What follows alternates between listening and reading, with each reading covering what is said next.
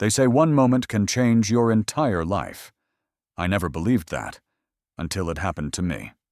That evening, I was just another man, tired, invisible, carrying the weight of a life that felt like a curse.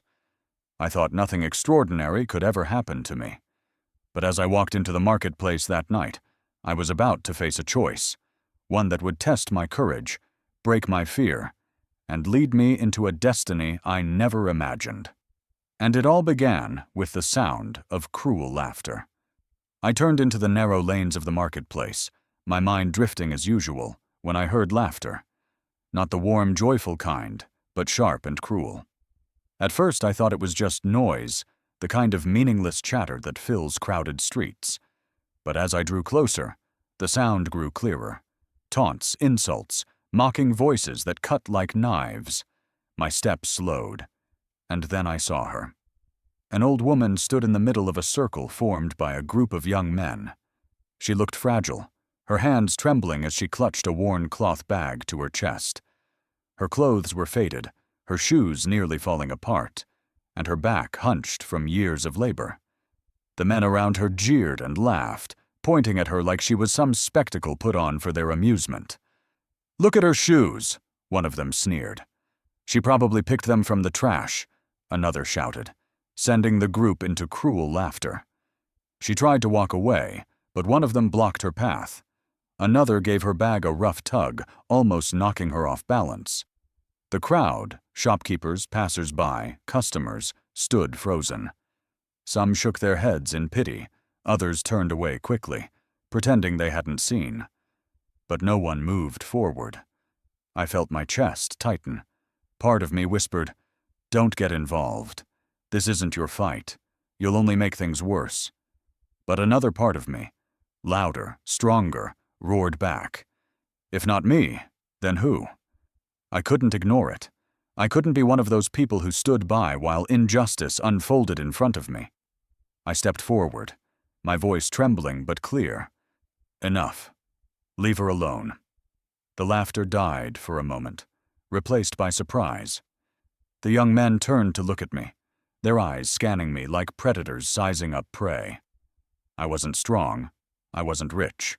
I wasn't anyone who could intimidate them. Just a man in worn-out clothes, weary from another day of work.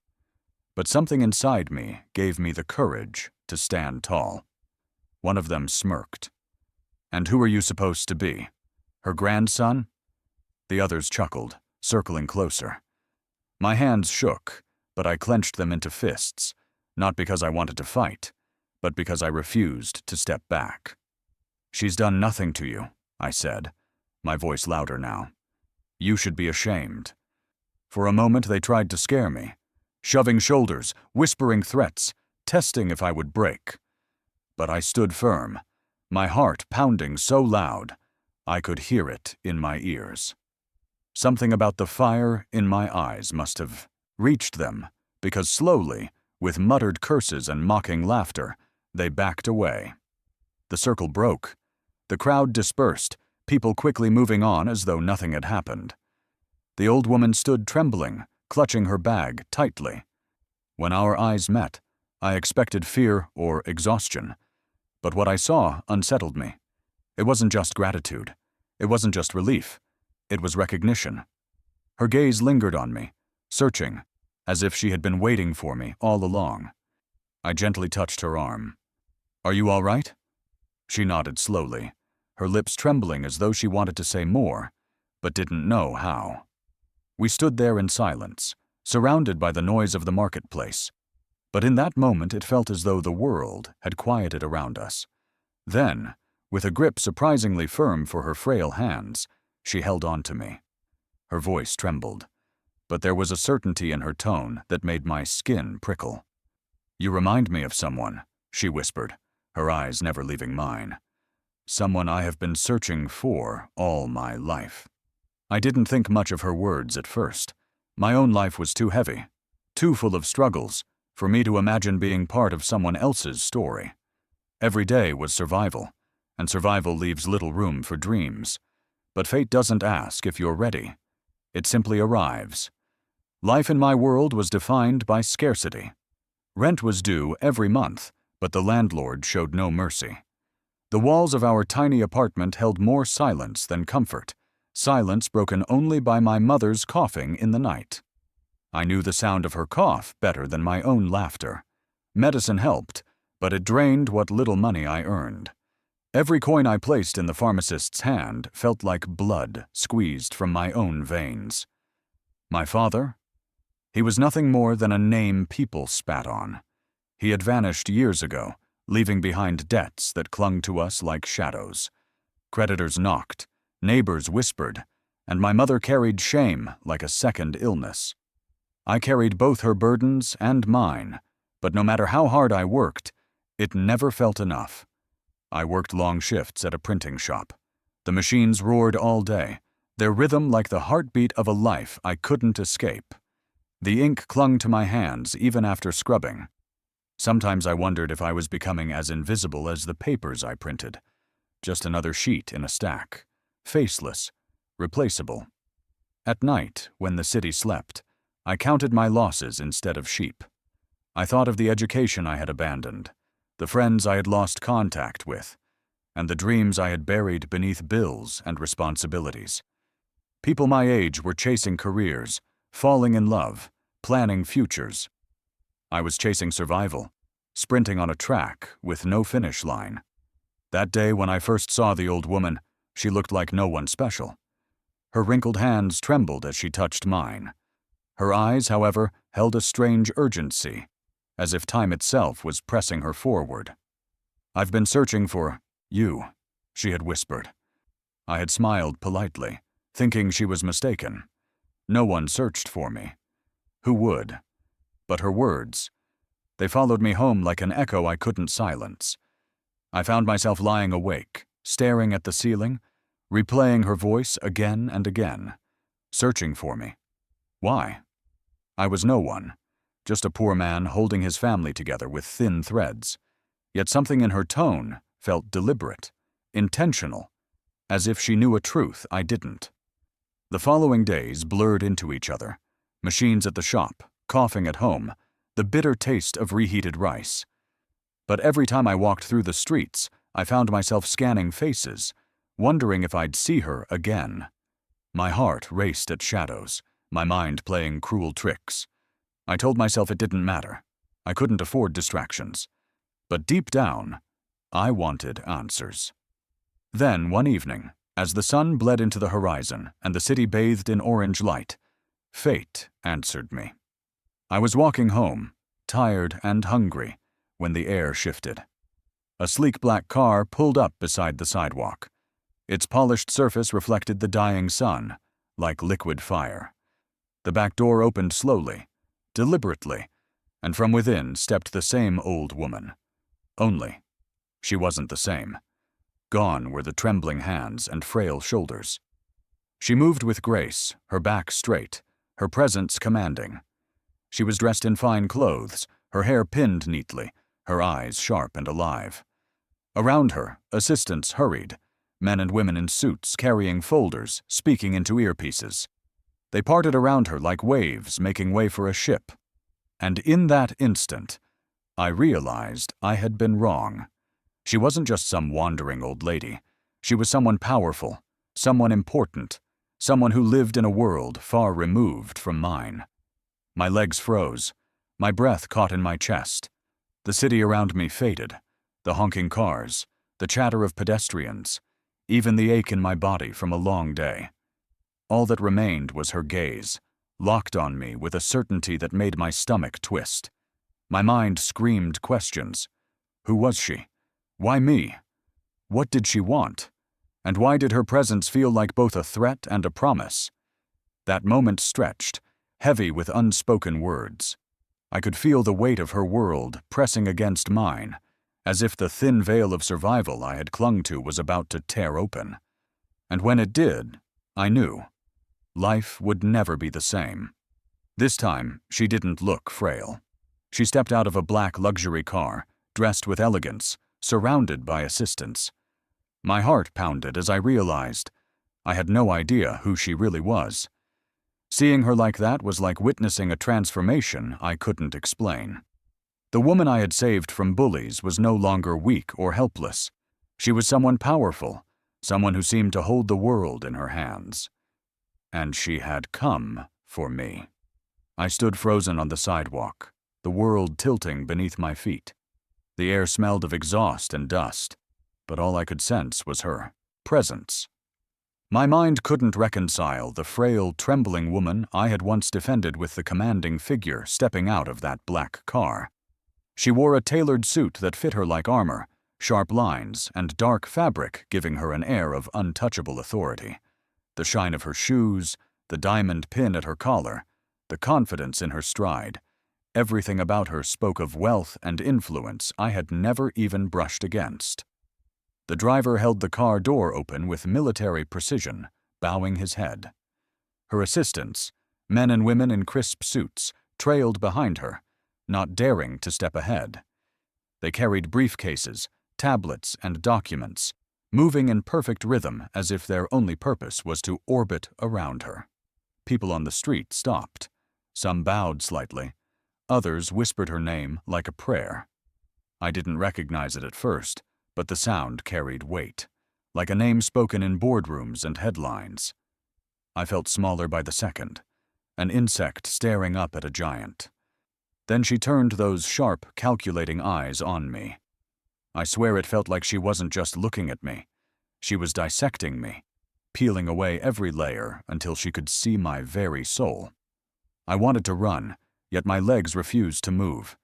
Finally she spoke. Her voice was calm, precise, controlled in a way that demanded attention. "My name," she said, "is Evelyn Adisa, CEO of Adisa Holdings." The world tilted again. I had seen that name before, on newspapers pinned to shop windows, on billboards in the city center. It was the name attached to skyscrapers, factories, charities, and fortunes, a name that represented untouchable power, far removed from my broken apartment and the stench of ink-stained printing machines. Evelyn Adisa. She wasn't just someone. She was the someone. The kind of figure you read about but never dream of meeting. My mouth went dry. My chest tightened. The words slipped out before I could stop them. Why me? She smiled faintly, but it wasn't the smile of kindness. It was the smile of someone who already knew the answer and was waiting for me to catch up. "Because," she said, "fate does not choose by accident." The words slammed into me. I had spent my entire life believing fate had cursed me. My father's abandonment, my mother's illness, the endless cycle of poverty. It had all felt like punishment. And yet, here stood a woman of power and wealth, claiming fate had tied her to me. I wanted to laugh. I wanted to tell her she had the wrong person, that I was nothing but a tired worker, barely keeping his family afloat. But her gaze was relentless, daring me to deny her. She gestured, and her assistant stepped back, leaving us in a strange bubble of silence despite the chaos of the city around us. "I was not lying," she said softly. "I have been searching for you. For a long time." My heart thudded painfully. Searching. For me. Why? I'm nobody. She tilted her head slightly. Nobody? You defended a stranger without hesitation. You carry responsibility far beyond your years. You endure suffering and still stand tall. Do you really believe you are nobody? Her words cut deeper than I expected. No one had ever spoken to me like that. My worth had always been measured in bills I couldn't pay and responsibilities I barely carried. To hear someone so powerful speak of me as if I mattered, it felt unreal, dangerous even. I shook my head. You don't know me. My life is broken. I can't even take care of my own family properly. For the first time, her expression softened. It is precisely because of that struggle that you are who you are. The world does not shape leaders in comfort. It forges them in fire. Her words echoed, bouncing in my mind, stirring something I had buried years ago. A faint, dangerous hope. But hope had burned me before. I clenched my fists, fighting it. Why would a woman like you allow herself to be attacked in a marketplace? If you are so powerful, why were you there alone? I demanded, my voice trembling. Evelyn's eyes narrowed slightly. Do you think power means safety? Even lions walk among wolves. That day was a test, and you passed. My blood ran cold. A test? My helping her? Was it all orchestrated? Had she allowed herself to appear weak just to see how strangers reacted? My stomach churned. I didn't know whether to feel honored or manipulated. She stepped closer, so close that I could see the faint lines of age on her face, the sharp intelligence in her eyes. I do not waste my time on chance encounters. I was meant to meet you. I swallowed hard, my voice barely a whisper. Meant to meet me for what? Evelyn glanced at her assistants, then back at me. The street noise faded in my ears. The moment felt like the air before a storm, heavy, electric, waiting to break. She leaned forward slightly, her voice calm but carrying the weight of a hammer. Because I am searching for an heir to carry my legacy. The world went silent. My thoughts shattered into chaos. Heir. Legacy. She was speaking of fortunes, companies, empires.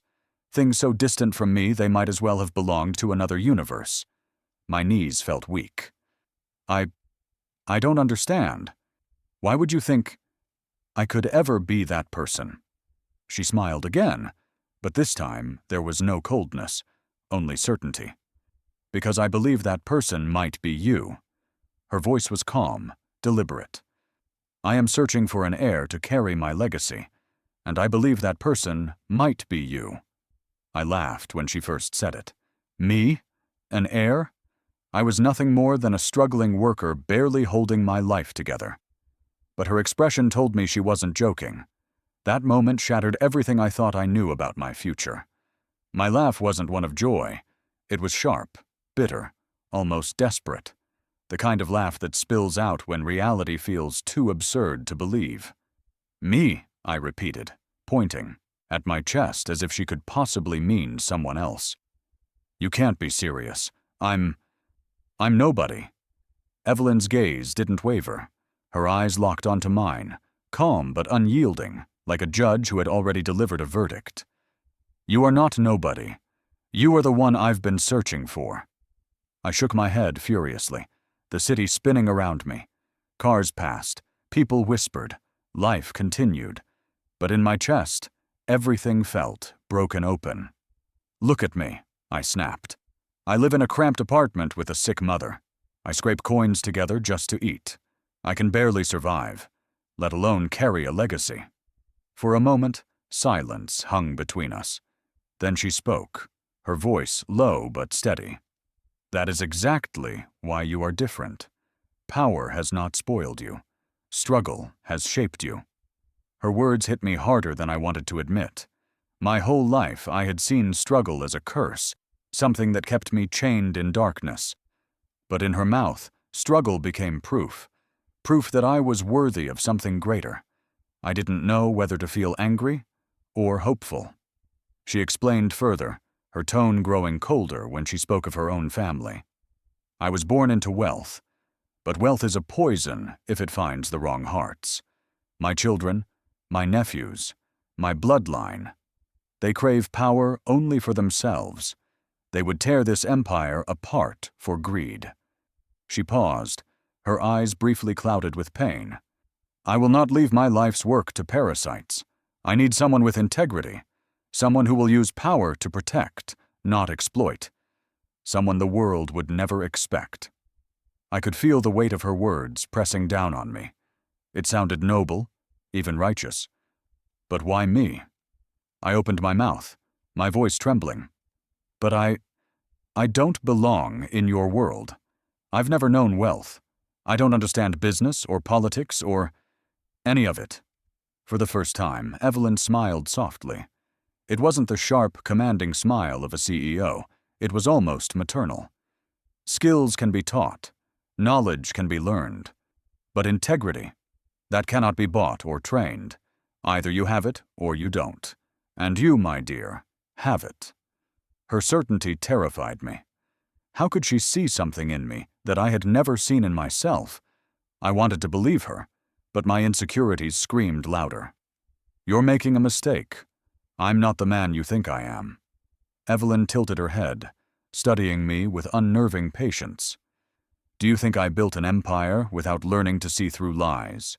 You may doubt yourself, but I do not. Her assistant stood silently behind her, watching, waiting. It felt like the whole street had fallen into stillness, as if the city itself held its breath for my answer.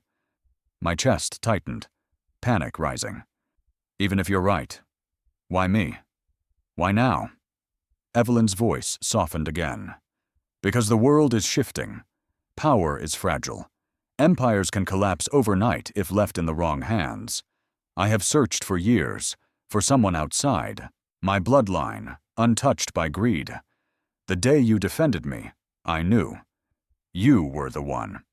Her words replayed in my head. The one. It sounded like destiny, like a story from someone else's life, not mine. How could a printing shop worker suddenly be chosen as the heir to an empire? I clenched my fists. You don't understand. My life is a mess. I'm drowning in debts. My mother's health is failing. I don't even know if I'll have rent next month. How can a man like me be the answer to your empire? Evelyn stepped closer, her presence almost overwhelming. Sometimes, she whispered, the ones who think they are weakest are the strongest of all. I felt something inside me crack open. A small, dangerous flicker of belief tried to rise, but I crushed it.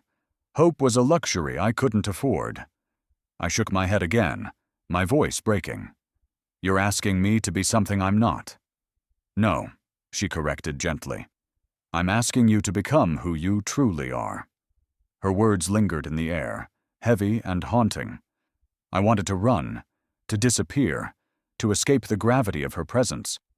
But I couldn't move. Something rooted me there, forcing me to listen. Evelyn finally reached into her bag and pulled out a thick envelope. She held it with deliberate care, her expression unreadable. My stomach twisted as she extended it toward me. What is this? I asked, my voice barely a whisper. She placed it in my hands, her fingers lingering for a brief moment, grounding me in the weight of it. Answers, she said simply. My name was written on the front in bold letters. Seeing it there, in elegant ink, felt surreal, as if the world had suddenly decided I mattered. My hands trembled as I opened it. At first, all I saw were documents, pages filled with legal words I didn't understand. But then, as my eyes scanned the text, my breath caught. These weren't just random papers. They were connected to me, to my past, to my family. The world seemed to collapse around me. My vision blurred, my chest tightened, and my knees nearly gave out. I clutched the papers, my heart pounding like a war drum. What I was reading didn't just involve Evelyn's empire. It involved my own bloodline. Then she handed me an envelope. My name was written on it in bold letters. Inside, I saw something that made my heart stop. Documents connected to my own family. I thought I knew everything about my past, especially about my father who abandoned us. But the envelope she gave me carried truths that shattered my understanding of who I was. Sometimes, the ghosts of yesterday walk into your tomorrow in ways you never expect. My hands trembled as I pulled out the documents. At first, the words blurred together, lines of contracts and company seals I didn't understand. But then, my eyes caught a name I had spent my life trying to forget. My father's. The blood drained from my face. My chest tightened as I read again, praying my eyes were deceiving me. But there it was, bold and undeniable. My father had once worked for Evelyn Adisa's company. Memories of him stormed my mind, his laughter that turned to anger, his empty promises, the night he left without looking back. I had built my life on hating him, on convincing myself he was nothing but a coward who abandoned his family. And now I discovered he had been part of something far larger than I could ever have imagined. I felt sick. This can't be true, I whispered, my voice breaking. Evelyn's expression was unreadable, her eyes sharp but not unkind. "It is true. Your father was once among my most trusted men." The room around me seemed to tilt. Trusted? My father. The same man who had left us drowning in debt. The same man who had made my mother cry herself to sleep. How could anyone have trusted him? I slammed the papers shut, anger bubbling in my chest. "He betrayed us. He destroyed my family. Don't you dare speak of him as if he was some noble man." Evelyn's voice didn't rise. It remained steady, calm, deliberate. "I said he was trusted. I did not say he remained worthy of it. In the end, he betrayed me too. He left debts, broken partnerships, chaos in his wake." Her words stung. My father hadn't just ruined my life. He had ruined hers as well. Somehow our stories were tangled in ways I never knew. My hands clenched around the papers, my throat tightening. "So this is what you see in me? A way to clean up the mess he left behind, to fix his mistakes." Evelyn stepped closer, her eyes burning with conviction. "No, I see in you a chance to rewrite the ending. You are not his failure. You are his correction." My anger cracked, replaced by confusion. Part of me wanted to scream, to reject her entirely, to walk away from the burden she was placing on my shoulders. But another part of me, a quieter, more dangerous part, felt something stir. Could it be true? Could I be the one to undo the shame my father left behind? I looked down at the documents again. They weren't just about him. They traced connections, debts left unpaid, promises broken, contracts voided. His shadow stretched further than I ever imagined. I had thought his betrayal ended the night he abandoned us, but in truth, it had rippled outward, poisoning lives beyond mine. My stomach twisted. All these years, I thought I was escaping him, but he was always here. His sins followed me. Evelyn's tone softened. "And now you have a choice, to remain in his shadow, or to rise above it." I wanted to believe her. I wanted to imagine that my life could mean something more than survival, that I could step into a destiny larger than the debts and shame I carried. But fear clung to me like chains. What if I fail? What if I'm just like him? For the first time, Evelyn's voice carried warmth. "You are not him. Do you hear me? You are not him. He chose greed. You choose sacrifice. He abandoned. You remain. Every day you fight for your mother, for yourself. That is the difference." Her words cracked something inside me. All my life, I had carried the weight of being his son, of inheriting his failures. And now she was offering me another inheritance, one of power, redemption, and purpose. But could I really take it? I stared at her, torn between rage and longing. Why me? Why not someone else? Anyone else? Evelyn's eyes didn't leave mine. She leaned closer, her voice dropping to a whisper heavy with certainty. "Because fate does not choose twice. You were meant to be here. You were meant to be mine." The word sent a shiver down my spine. Fate, legacy, destiny. They were words I had never believed in, words that felt too heavy for someone like me. And yet, in her mouth, they sounded unavoidable. My mind flashed to my mother, her frail body, her quiet strength, the nights I heard her whisper prayers she thought I couldn't hear. Could this be the answer to those prayers? Could Evelyn's offer be the chance to finally lift us out of the shadows my father left behind? My hands trembled again as I held the papers. They felt heavier than their weight, as if the very future was pressing against me. I didn't know whether to run or to step forward. Evelyn's gaze remained locked on me, unwavering. And then she leaned in, so close I could feel the gravity of her presence. She leaned closer and whispered, "You are not a random choice. You are my only option." I didn't want to accept anything blindly. If she truly saw me as an heir, I needed to prove myself, not to her, but to me. I was terrified of becoming like my father, but I couldn't ignore the chance to rewrite my future. Evelyn wasted no time. Within days of that revelation, she began giving me challenges. She didn't hand me wealth or comfort. Instead, she thrust me into situations where every decision mattered, where hesitation could expose me, where weakness would destroy me. The first test was a business meeting. I had never been inside a boardroom before. The table stretched long and polished, surrounded by men and women in tailored suits who looked at me like I didn't belong. My hands sweated. My heart pounded. I could almost hear their thoughts. Who is this outsider? Why is he here? Evelyn sat at the head, silent but watchful. The discussion turned to profits, mergers, and percentages I barely understood. When they suddenly asked for my opinion, the room grew tense. My mind blanked. I wanted to disappear. But then I remembered Evelyn's words. Integrity cannot be taught. So I spoke, not about numbers, but about people, about the workers behind the profits, about the families depending on the company's decisions. My words were clumsy, unpolished, but real. For a moment, silence filled the room. Then Evelyn nodded, and I caught the flicker of respect in a few executives' eyes. My second test was at a charity event. Cameras flashed, hands reached out, and people whispered my name like they already knew who I was supposed to be. I felt exposed, like an imposter wearing someone else's skin. I stumbled through conversations, said the wrong things, nearly spilled a drink on a donor. But then, in a quiet corner, I saw a child tugging on his mother's hand, pointing at the buffet with hungry eyes. Without thinking, I brought him a plate of food. His smile was small but genuine.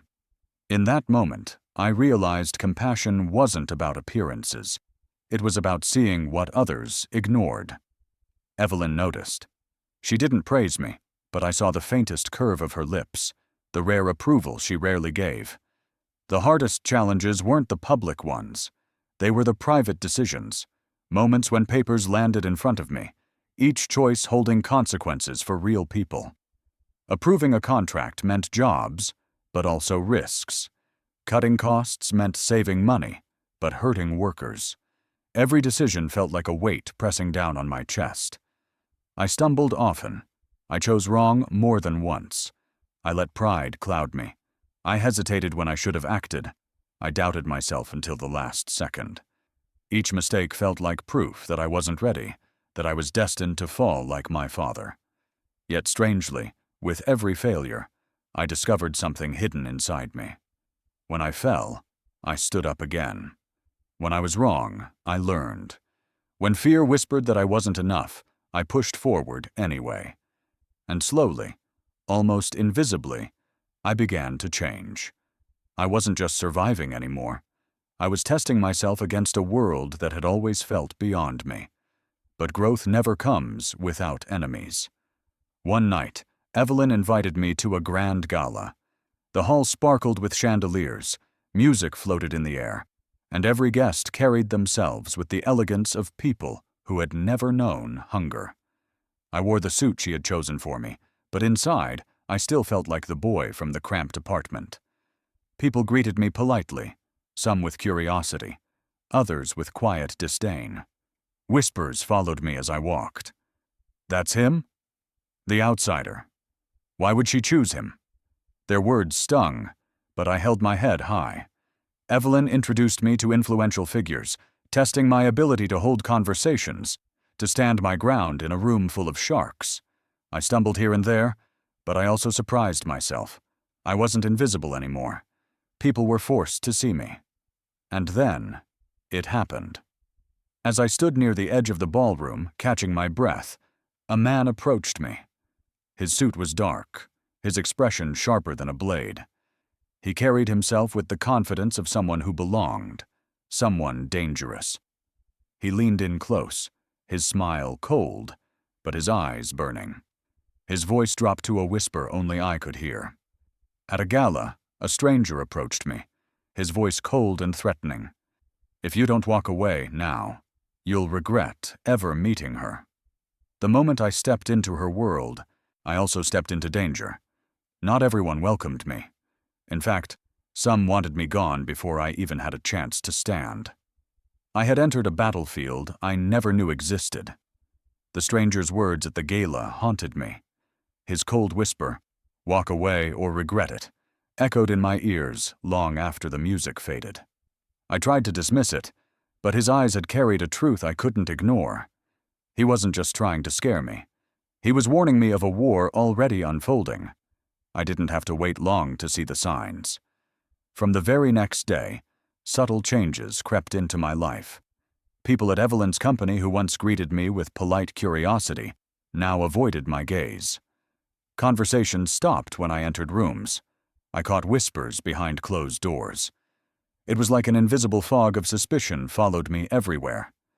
Evelyn's relatives were at the heart of it. Her children, nephews, cousins, people born into wealth, but starved for more. To them, I wasn't just an outsider. I was a threat, a stranger stealing what they believed was rightfully theirs.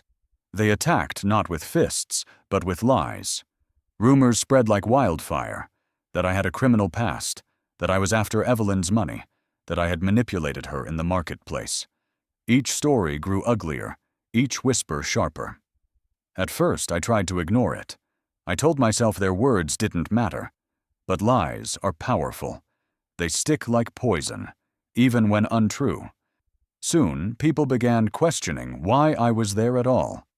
I could feel their doubt pressing down on me, suffocating me. I felt small, outnumbered, and close to breaking. For every step forward I took, they seemed to push me 2 steps back. One night, overwhelmed by it all, I told Evelyn I couldn't do it.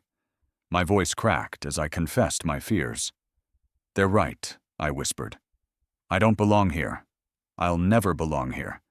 Maybe I should just leave." Evelyn listened in silence, her eyes steady, her face calm. When I finally broke down, she placed a hand on my shoulder and spoke softly. "Do you remember the marketplace? Do you remember what you did when others turned away?" I nodded weakly. "That courage is your power," she said, "and that is why they fear you. Do not let their shadows dim your light." Her words hit me deep. She didn't promise it would get easier. She didn't deny the danger. She simply reminded me of who I was at my core, the boy who had stood up when no one else did. With her faith in me, I kept going. I pushed through boardrooms filled with hostile stares. I walked into charity events where whispers followed me like knives. I stood tall, even when my knees shook, but the shadows only grew darker. One of her nephews cornered me after a meeting. His voice dripped with venom. "You think you can take what's ours. You'll never be one of us. We'll bury you before that happens." I wanted to fight back, to scream at him, to throw his words back in his face. But Evelyn's lessons held me steady. Courage wasn't about shouting louder. It was about standing unbroken. I looked him in the eye and said nothing. And somehow, my silence rattled him more than my anger ever could.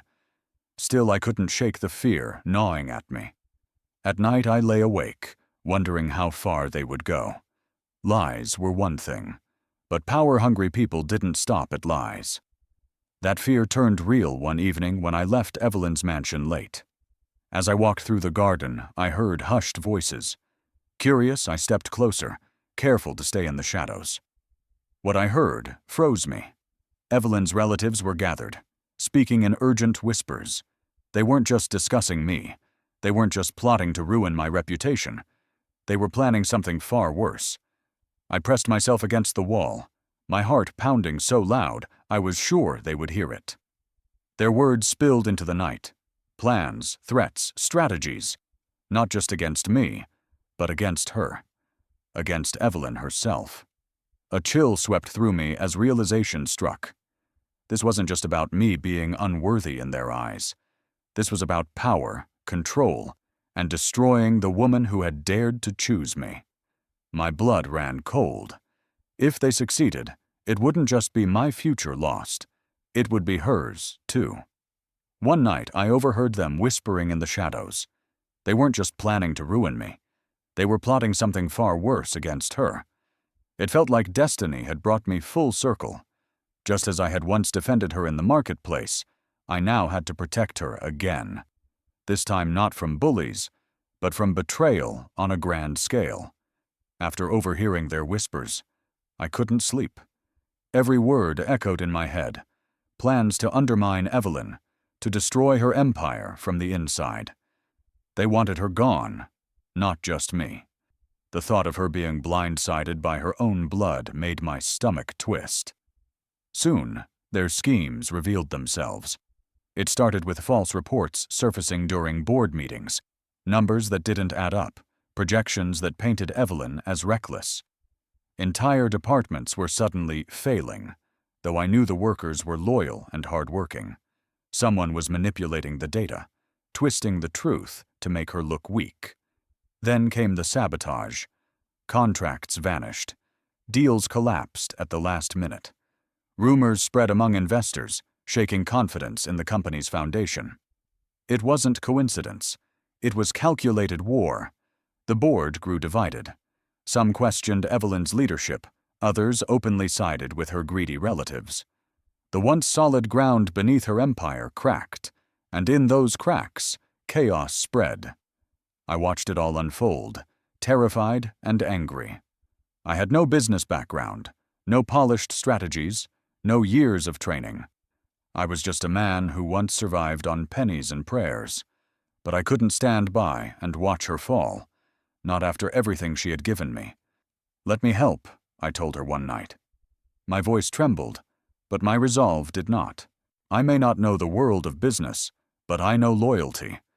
I know how to fight for what matters. Evelyn studied me, her eyes unreadable. For a long moment she said nothing. Then she gave a single nod. That nod was both a burden and a blessing. My tests began again, only this time the stakes were higher. Every decision I made could tilt the balance between her survival and her ruin. In meetings I forced myself to speak, even when fear gripped me. When they accused Evelyn of reckless spending, I demanded evidence, breaking down their false numbers with logic fueled by instinct. When they whispered lies about her intentions, I reminded them of her track record, her years of sacrifice, her empire built not on greed, but vision. I wasn't eloquent, I wasn't trained, but I was relentless. And slowly cracks appeared in their schemes. Some board members hesitated, some investors began to question the sudden negativity. Then came the charity events. Evelyn insisted I represent her when whispers grew louder, daring me to stand in her place. Cameras flashed, skeptics circled, but I kept my focus on the people who mattered, the workers, the families, the ones who believed in her legacy. I reminded them that leadership wasn't about greed, it was about service. Each step felt like walking on glass, every mistake magnified, every stumble a chance for them to tear me apart. And I did stumble. I forgot names. I misquoted figures. I second-guessed myself until my voice shook. But I never stopped. I fought harder with every failure, each mistake teaching me where my strength truly lay. What surprised me most was Evelyn's silence. She never interfered. She never corrected me in public. She only watched, her sharp eyes following every move I made. And in those eyes, instead of disappointment, I saw something else. Pride. It gave me fuel. It gave me courage. Still the storm raged. Their attacks grew bolder.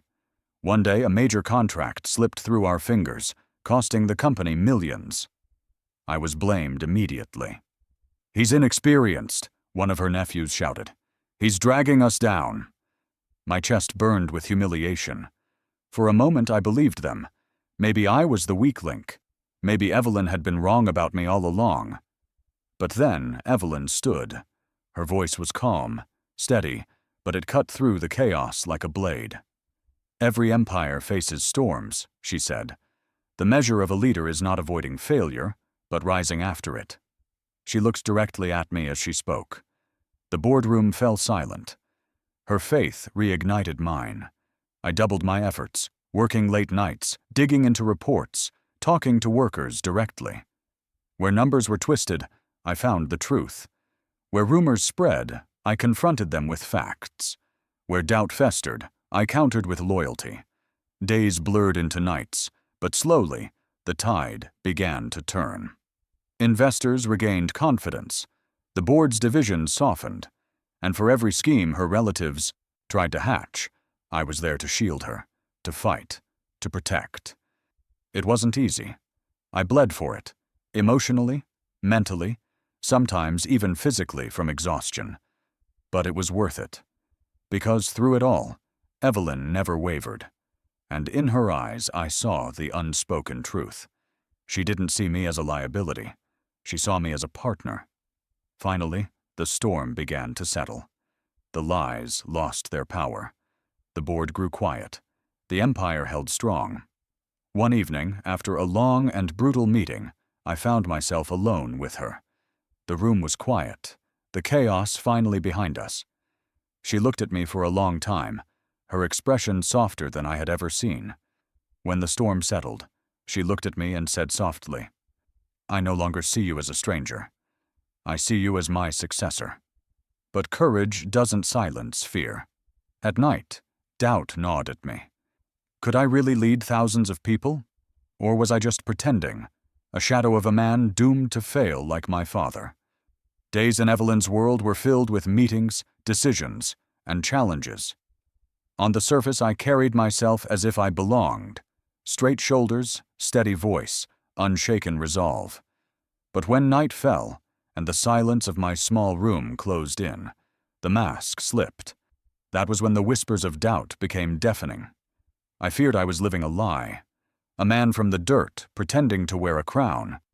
I feared that all it would take was one mistake, one wrong move, for everyone to see through me. My father's ghost haunted me most of all. His betrayal wasn't just a story from the past anymore.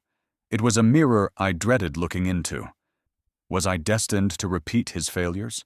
To disappoint everyone who believed in me? Just as he had? I remembered his face on the rare nights he came home sober, how he promised me the world, how I believed him. And then I remembered the night he walked away, leaving nothing but debts and tears. That man's blood ran in my veins. What if I was no different? In meetings, I sometimes felt like a fraud. The executives spoke in languages I was still learning. Percentages, shares, markets, politics. I nodded. I asked questions. But deep down, I felt like a child playing dress-up in a kingdom far too big for me. Even my victories didn't silence the fear. When I exposed lies, when I saved deals, when I stood by Evelyn in storms, I still wondered. Was it luck? Or did I actually belong here? The weight grew heavier when I saw how people looked at me. Some with respect, some with envy, most with suspicion. I could feel them asking silently, "Why him? Of all people, why him?" Yet Evelyn's faith in me never wavered. She spoke of me not as a burden, but as an answer. She stood by me when others doubted. And every time I faltered, her eyes reminded me of the marketplace, of the courage she first saw in me. It forced me to question my doubts. If a woman like her, who had built empires, who saw through liars and kings alike, believed in me, then why couldn't I believe in myself? But belief isn't something you switch on like a light. It is forged, battle by battle. And mine was still fragile. One night I sat with Evelyn in her study. Papers were scattered across her desk, the weight of her empire laid bare in black and white. She poured tea, her movements calm, almost motherly. "You doubt yourself again," she said without looking up. I froze. "How do you know?" She smiled faintly. "I don't need to know. I can see it in your eyes. You carry your father's shadow too heavily." My throat tightened. What if I become him? She placed her teacup down and leaned forward. Her voice was steady, but softer than I'd ever heard it. "You already are not him. Do you understand? He chose greed. You choose sacrifice. He abandoned. You remain. That difference alone makes you more than he ever was." Her words should have comforted me. And they did, for a while. But fear has a way of clawing back, whispering when you least expect it. As days passed, my responsibilities grew. I signed papers that changed lives. I spoke words that influenced futures. Every pen stroke, every sentence felt like a sword hanging above me. What if I chose wrong? What if I destroyed more than I built? The board members still whispered, some waiting for me to fall. Her relatives still circled like vultures. And I, though I stood tall in the daylight, lay awake at night, drowning in doubt. Then came the blow I never expected. It was a quiet evening.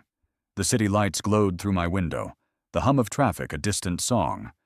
I had just sat down, exhaustion pulling at my body, when a knock echoed at the door. A man in a dark suit stood there, his face expressionless, his eyes coldly professional. He carried a leather briefcase in one hand. "Are you?" he asked, speaking my name carefully. I nodded, my pulse quickening. Without hesitation, he pulled out a thick envelope sealed with wax. "I was instructed to deliver this to you directly," he said. My hand shook as I took it. The seal was heavy, the kind used for documents of immense importance. My name was written across it in sharp ink. "What is this?" I asked, but the man only gave a slight bow. "You'll understand once you read." Then he turned and left, disappearing into the night. I sat at the table, staring at the envelope as if it might burn me. Slowly, with trembling fingers, I broke the seal.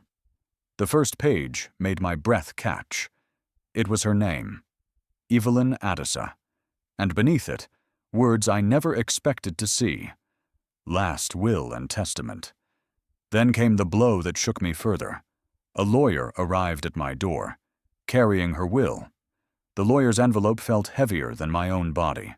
I thought it would be about money, property, or titles, things I never dreamed of touching. But as I opened the pages, I realized it wasn't gold that Evelyn was leaving behind. It was a burden far greater, a weight that could either make me or break me. Words on the will blurred at first.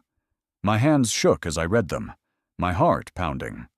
I had expected wealth, the kind of riches that could erase every struggle I'd ever known. Instead, I found a condition, a test even harsher than the ones she had already put me through. Evelyn had written it herself, in language that carried both steel and tenderness. My heir must prove loyalty above all else. Those words seared into me. It wasn't about wealth. It wasn't about control. It was about heart. I whispered aloud, barely breathing. Loyalty, above all. The more I read, the heavier it became. She wasn't leaving her empire to someone who could count profits. She wasn't entrusting it to those who only sought power. She wanted her legacy carried by someone who would value people more than numbers, compassion more than greed. A cold fear wrapped around me. Could I do that? Could I live up to a condition so terrifying? Every decision would demand sacrifice. Every mistake would carry lives in its shadow. Yet beneath the fear, something stirred. For the first time, I wasn't just being asked to survive. I was being asked to lead, to transform my scars into strength, to prove I was more than my father's son. That night, I sat in my room, the will on the table before me. I stared at it until dawn, wrestling with my demons. I remembered my father's betrayal, his greed that destroyed lives. And then I heard Evelyn's voice in my mind. "You are not him." When I met her the next morning, I couldn't hold back. "Why me?" I asked, my voice raw. "Why give this to me when you know I could fail?" Evelyn looked at me, calm and unwavering. "Because failure doesn't terrify you. It humbles you, and that is the difference between you and them." Her certainty unsettled me, yet it also gave me something I had never had before: purpose. For once, my life wasn't about running from the past. It was about running toward a future I could shape. From then on, I changed the way I worked. I stopped thinking like a survivor and started thinking like a protector. When a contract offered profit but endangered jobs, I fought against it. When investors pushed for shortcuts that risked safety, I stood my ground. Each time I remembered the will, loyalty above all. Her enemies mocked me, calling me reckless, naive, unfit. They tried to paint me as a boy, playing king. But I held firm, not because I trusted myself, but because Evelyn trusted me. And slowly, even workers and families began to see me differently, not just as her chosen outsider, but as someone willing to bleed for them. Evelyn never interfered. She let me stumble, let me struggle, let me bear the weight. But I could feel her eyes on me, and in her silence, I found strength. And then, time turned against us. One day, Evelyn did not rise from her chair. The woman who had stood taller than empires suddenly looked fragile, her strength stolen by illness. Doctors filled the halls, whispers spread like wildfire, and fear consumed the company. My chest tightened as I watched her, pale and weak, yet still trying to smile. "It seems," she whispered, "that the final test has come sooner than I hoped." Overnight, the weight of her legacy shifted entirely to me. The board looked to me. The workers looked to me. Even her enemies circled, waiting for me to falter. The condition in her will was no longer a promise for the future. It was my present reality. I had no choice but to prove myself now. But time betrayed us. Evelyn's strength faded faster than any of us expected. The empire trembled as its leader lay in bed, her voice reduced to whispers. And in that silence, the burden fell onto me. I wasn't ready. I wasn't prepared. Yet there was no escape. The final condition was no longer written on paper. It was written in my blood. Suddenly, I wasn't just being tested. I was leading. The weight of her empire rested on my unprepared shoulders. Every decision mattered, and every mistake had consequences. The first days without Evelyn at the helm were chaos. Board members argued louder than ever, investors panicked, and her relatives circled like vultures, certain the empire would crumble under my hands. I could hear their laughter behind closed doors, mocking my inexperience, predicting my fall. They weren't entirely wrong. I stumbled. I made decisions that backfired. Some contracts slipped through my fingers. Some workers doubted me. Every failure felt like a blade cutting into my already fragile confidence. But quitting was never an option. I had carried burdens all my life: poverty, debt, shame, survival. If I could survive that, I could survive this. Evelyn's voice echoed in my mind. Integrity cannot be taught. Courage cannot be bought. I remembered her teachings in every step I took. When the board tried to pressure me into profit-driven decisions that would hurt workers, I refused. When her relatives tried to manipulate me into signing papers that benefited only them, I tore the documents apart in front of them. They called me foolish. They called me reckless, but I refused to betray her legacy. Slowly, something changed. Workers who had once looked at me with doubt began to greet me with nods of respect. Families who relied on the company's stability began sending letters of gratitude. Even some board members, hardened by greed, began to see me differently, not as a boy playing king, but as a man willing to bleed for fairness. My strength wasn't in wealth, or knowledge, or experience. My strength was honesty. And honesty, in a world of lies, became my weapon. Yet the struggle never ended. Her relatives fought harder, spreading rumors that I was manipulating Evelyn in her sickness.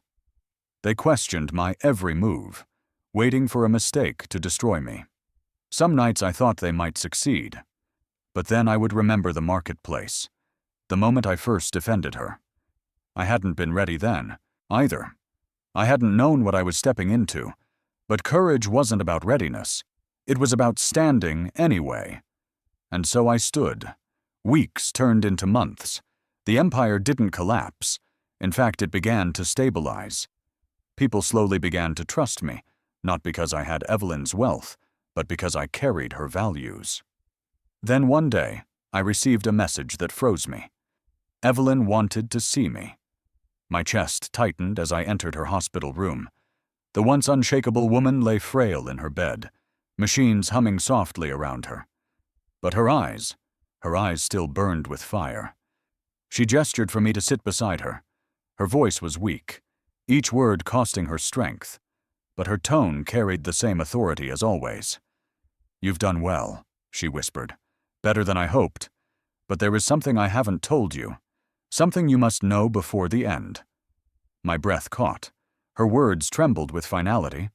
I leaned closer, my heart pounding, knowing that whatever she was about to say could change everything I thought I knew. Then came the day she called me to her hospital bed. Her voice was weak, but her eyes still burned with fire. She said she had something left to tell me, her final truth.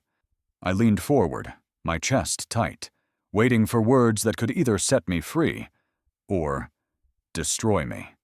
Her final words weren't about business, power, or wealth. They were about family, trust, and love. And they changed me more than any empire could. She told me she saw me as the son she never had. From the day I stood up for her, she knew I was different. Her death left me broken, but also determined to carry her dream.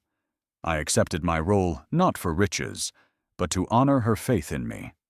I remember holding her hand in those last moments. The once unshakable woman, who had commanded respect in every room she walked into, now lay fragile, her voice soft yet stronger than I had ever heard. She didn't speak of the companies she built, the wealth she amassed, or the rivals she conquered. Instead, she spoke of me. "You were never just an employee," she whispered. "From the first day, when you defended me when no one else dared, I knew you were different. I knew you had a heart that power could never corrupt. You became the son I never had." Those words tore through me. I wanted to fight back tears, but I couldn't. In her final breath, she gave me something no fortune could ever buy: a family, an identity, a place in a story bigger than myself.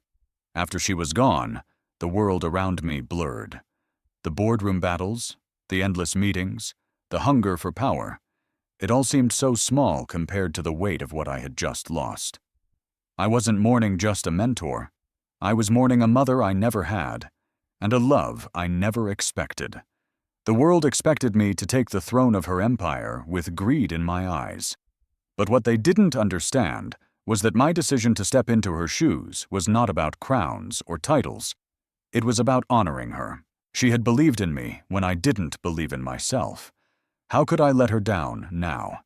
Yet stepping into her world was like walking into fire. Her death left a vacuum, and vultures circled quickly. Enemies smiled at my inexperience, waiting for me to fail. Some allies turned their backs, whispering that I was unworthy. Even those who pretended to support me doubted me. I could feel the weight of their stares in every meeting. "He's not ready. He doesn't belong here. He's just a lucky orphan." The voices were loud, cruel, and piercing. But beneath their scorn, I carried her last words like a shield. If she thought I was worthy, then I had no excuse to quit. Nights were the hardest. I would sit alone in her study, the scent of her perfume still lingering in the air, the shelves filled with her books, her notes scattered across the desk. I would imagine her walking in, smiling at me, telling me to stand tall. But the silence always reminded me she was gone. Still, that silence became my teacher. I read her journals, studied her letters, traced the outlines of her plans. She had left behind not just an empire, but a vision, a dream rooted not in power, but in people.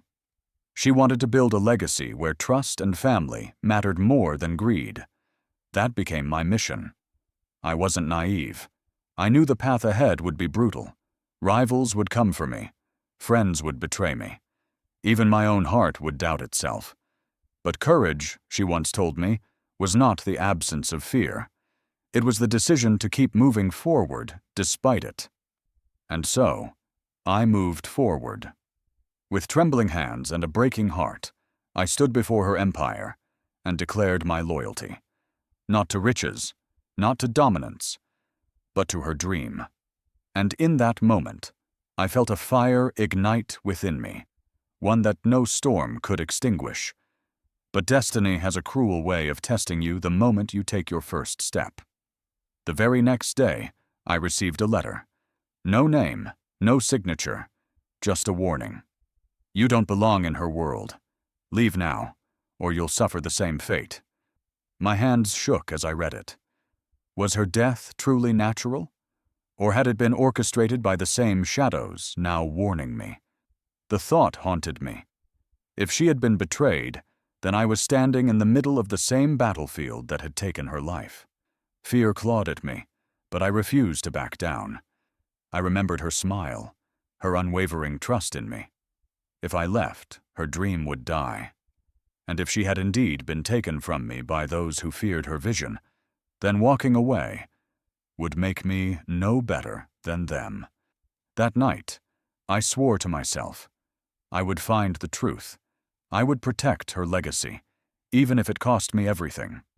The empire she built was no longer just hers. It was ours.